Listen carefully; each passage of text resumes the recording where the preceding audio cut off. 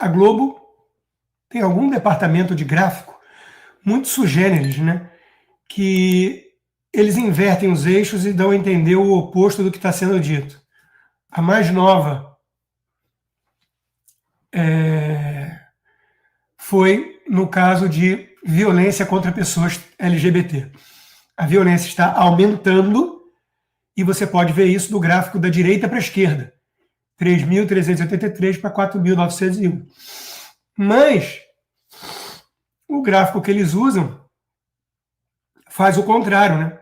Vai de cima para baixo, para dar a impressão de que está caindo, porque é o governo Lula. Ou seja, eles inverteram a cronologia. O caso aí, o eixo X está invertido, começa em 2025, acaba em 2022. Não dá para falar em jornalismo com essa gente.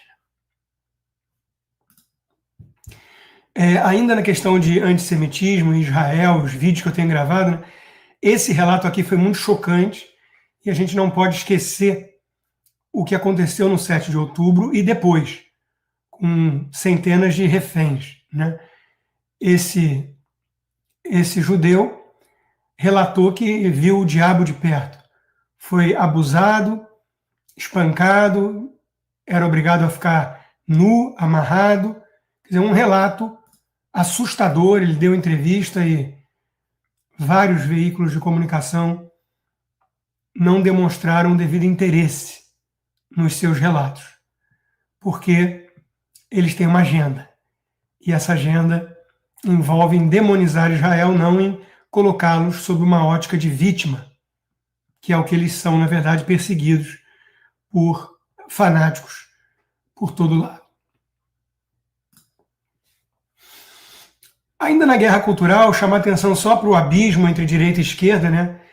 Se alguém de direita é pego fazendo ou falando uma besteira gigantesca, é logo cancelado, perseguido, difamado e tudo mais. Agora, o Peninha, Eduardo Bueno, ele é pego comemorando a morte do Charlie Kirk, por divergências políticas, dizendo que as filhinhas do Charlie Kirk estão melhor sem o pai agora.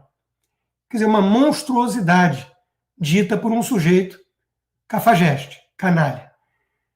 Em vez dele ser afastado das coisas, punido, pouquinho tempo depois, a Band Jornalismo já vai lá e recebe ele para falar sobre política, história e por aí vai. Quer dizer, já tem um esforço para resgatá-lo, para colocá-lo em lentes aceitáveis como uma opinião como outra qualquer.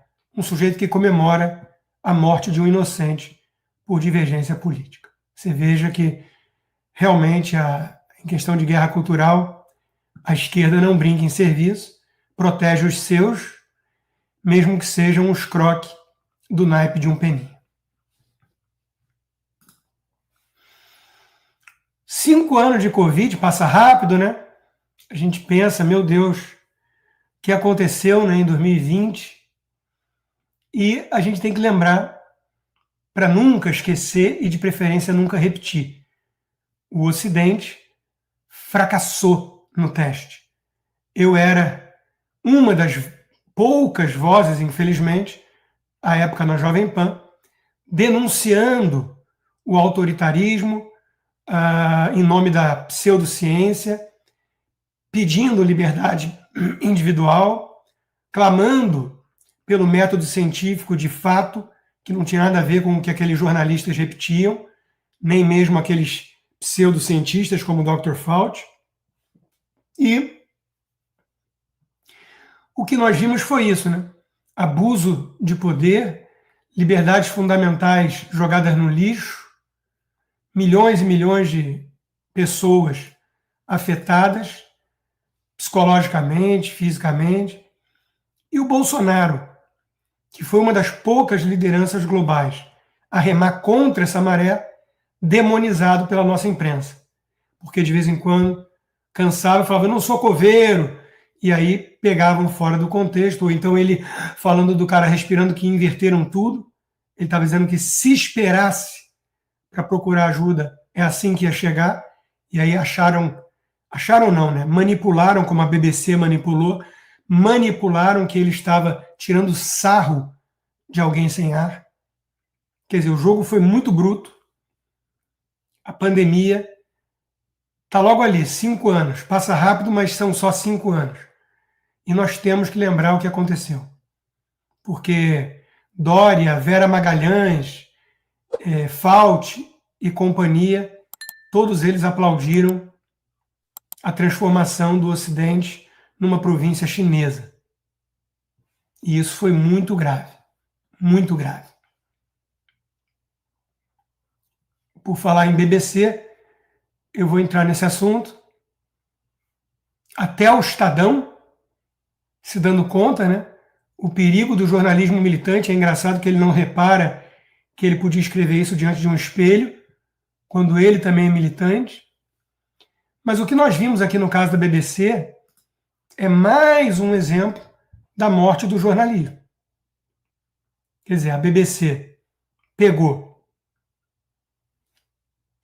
uma fala do Trump e outra, distantes 50 e tantos minutos, editaram e deram a entender que o Trump estava incitando uma invasão do Capitólio, que era o oposto do que ele estava dizendo. Ele estava dizendo, vamos marchar de forma pacífica, constitucional. O Trump ameaçou com um lawsuit de $1 bilhão. A BBC demitiu ou pediu demissão um diretor-geral e uma CEO de notícias. Mas é pouco.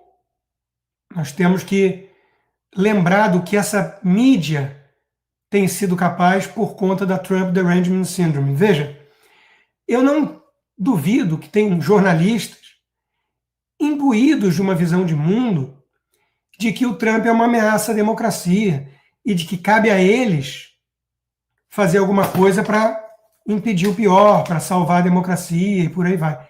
Eu não duvido que alguns se enxerguem numa cruzada moral dessas. Mas o que fica claro é que eles estão dispostos, em nome disso, dessa crença, a sacrificar o bom jornalismo e se tornar militantes como diretório do próprio PT contra Bolsonaro. É isso que eles fazem contra o Bolsonaro no Brasil, contra o Trump nos Estados Unidos e por aí vai. E siga o dinheiro também, além da questão mais ideológica, né? Siga o dinheiro.